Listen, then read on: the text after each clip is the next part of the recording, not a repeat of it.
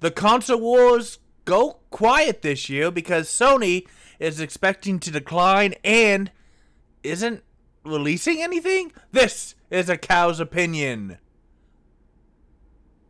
If you didn't see the awesome logo I have, it's because you don't believe in magic. Not because I can't afford it. Ladies and gentlemen, this is the Advanced Gaming Cow, and today, Sony released some statements thanks to Andy Robertson here on Video Game Chronicle, just for, putting it all together for me.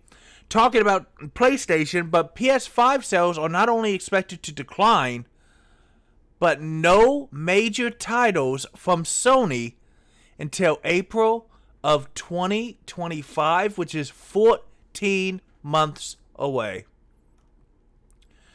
So PS5 is over 50 million units out, but Sony says it's going to fall short of their 25 million fiscal year target.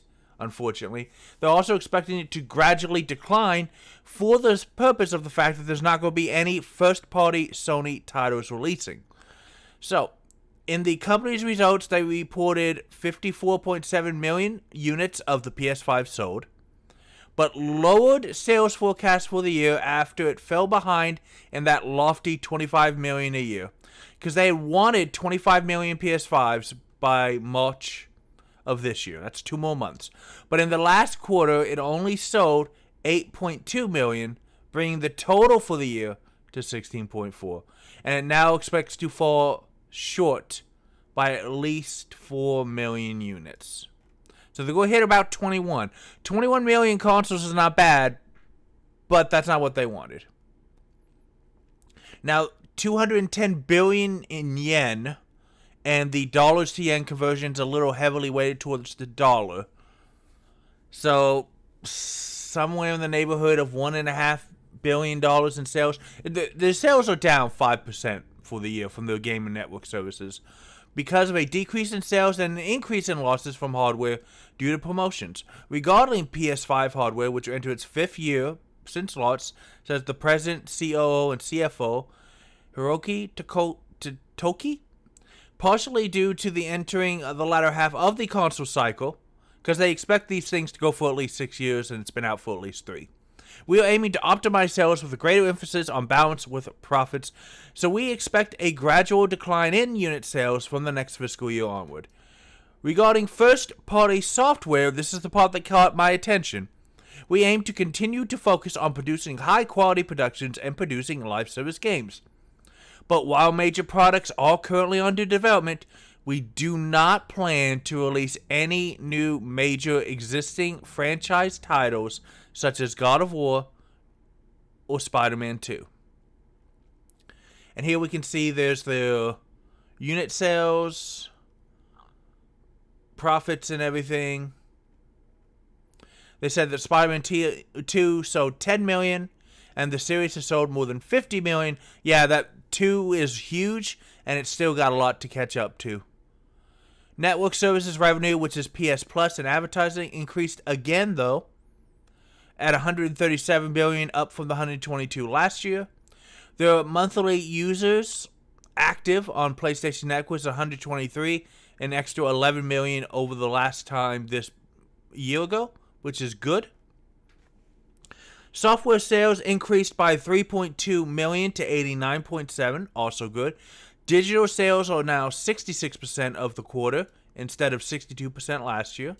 And Tokyo-based consultant Dr. Serkan Toto has said, after the quarter 2 sales came out in 2023, it was already crystal clear Sony would never reach 25 million units this fiscal year. Quarter 3 was okay, but only possible because of Sony's heavy promotions and discounts. So, yeah, they're not only 4 million units, and I'm not trying to be an anti-Sony fanboy, don't get me wrong, but it was really lofty to try to do 25 million consoles a year.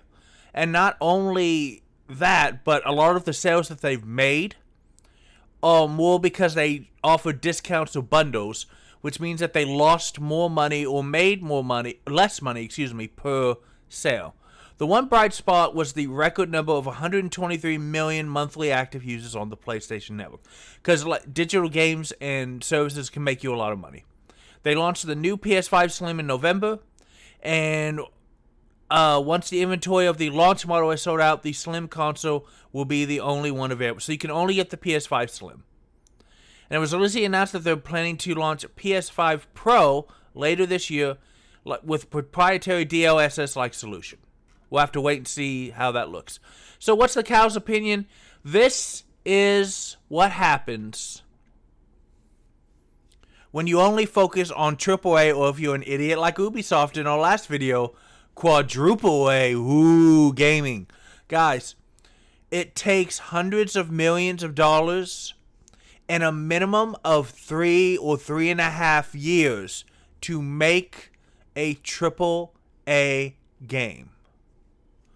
Let me show you something real quick. So this is why it's not a good idea to only focus on triple A games. The cost and the money. So Immortals of Aveum, I'm not even sure if I'm pronouncing that right. They spent $125 million, got for a reasonable Metacritic score of 70, and the following month, Ascendant Studios laid off nearly half the staff due to poor sales. And it was at a high level, Immortals was massively overscoped for a studio's debut project, they claim. The development cost was around $85 million, and then EA kicked in another $40 for marketing and distribution. Making huge game budgets is really, really going to be hard. Sure, there was some serious talent on the development team, but trying to make a AAA single-player shooter in today's market was a truly awful idea, especially since it was a new IP, also trying to leverage Unreal 5 engine. What ended up launching was a bloated, repetitive campaign that was far too long. Not only that, but look at what came out around the same time. So here's Immortals of Aveum, right there. Oh, Texas Chainsaw Massacre. That's, a nice little party game. Sea of Stars, we played it on the channel. We've loved it. But how about Armored Core 7? That was a pretty big game that came out. Oh, yeah. Is that not big enough for you? Madden came out that same month. So this was a terrible time to release a new project from a new studio. You're going to get lost in the shuffle. Not only that, but September, October, all the big games for Christmas start dropping. You were not going... It was poorly timed and poorly marketed. And it had $40 million of marketing. But it should not have been released in that window. It should have been released in, like, spring when things are slower. And you could have gotten more stuff. And this is the problem with AAA development now. Takes years. Takes hundreds of millions of dollars. And then you can fail still. Not only that, but even a company as big as Sony just doesn't have enough titles to guarantee a couple of huge releases every year from their first-party studios. They got to depend on third-party. What's the problem with depending on third-party studios? Well, Xbox, Switch, and PC gamers also like to play video games. And they're going to spend money playing video games, you guys. I know that probably the only group of developers that are really kept off of other things is that Japanese developers are paid a decent amount by Sony to keep their games off Japan. Xbox. Japanese games. That's why a lot of RPGs don't come out for Xbox. And they're trying to fix it. But even that is just not going to last much longer because guess what? Oh, look. People want to play on Switch. Hey, games like Super Robot Wars 30 would not have been possible without a digital-only release outside of Japan. And they sold a ton of copies. So now Sony, like all these other big studios, have been focusing on these AAA games, spending lots of money, spending years of time, tying up multiple studios per game. And now it's like, hey guys, it's 2024. Man, we're gonna go right at Microsoft.